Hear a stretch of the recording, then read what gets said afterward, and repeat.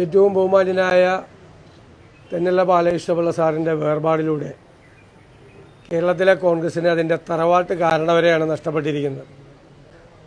എത്രയോ പതിറ്റാണ്ട് കാലം പക്വതയാർന്ന പ്രവർത്തനങ്ങളിലൂടെ ഒരുപാട് നേതാക്കൾക്ക് മാർഗനിർദ്ദേശം നൽകിയ നേതാവായിരുന്നു ബാലകൃഷ്ണ സാർ.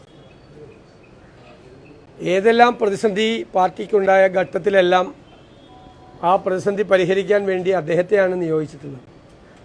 ഏത് പ്രതിസന്ധിയെയും പരിഹരിക്കാൻ കഴിയാവുന്ന പക്വതയാർന്ന സ്നേഹപൂർണമായ സമീപനം അദ്ദേഹത്തിനുണ്ടായിരുന്നു. അദ്ദേഹത്തിൻ്റേത് അവസാന വാക്കായിരുന്നു.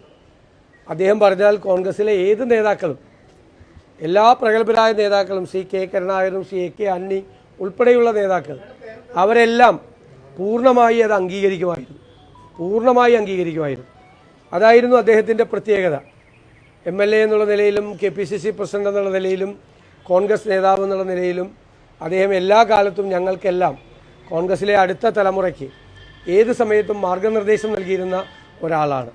അദ്ദേഹത്തിൻ്റെ ഉപദേശങ്ങൾ, അദ്ദേഹത്തിൻ്റെ നിർദ്ദേശങ്ങൾ ഞങ്ങളുടെ എല്ലാം രാഷ്ട്രീയ ജീവിതത്തിൽ വലിയ പങ്ക് വഹിച്ചിട്ടുണ്ട് എന്ന് നന്ദിപൂർവ്വം ഞാൻ ഈ അവസരത്തിൽ സ്മരിക്കുകയാണ്. നമുക്ക് എന്ത് വിഷമമുണ്ടായാലും ഓടിയെത്തി പങ്കുവയ്ക്കാൻ കഴിയുന്ന നമ്മുടെ വീട്ടിലെ ഒരു കാരണവരെ പോലെയുള്ള ആളായിരുന്നു അദ്ദേഹം. എപ്പോഴും വാത്സല്യവും സ്നേഹവും കോൺഗ്രസിലെ താഴെയുള്ള അദ്ദേഹത്തിന് അടുത്തുള്ളതും പിന്നെയുള്ളതുമായ തലമുറകൾക്ക് വാരിക്കോരി നൽകിയിട്ടുള്ള ഒരു നേതാവിനെയാണ് നഷ്ടമായത്. അദ്ദേഹത്തിൻ്റെ വേർപാടിലുള്ള അഗാധമായ ദുഃഖം ഞാൻ പ്രകടിപ്പിക്കും.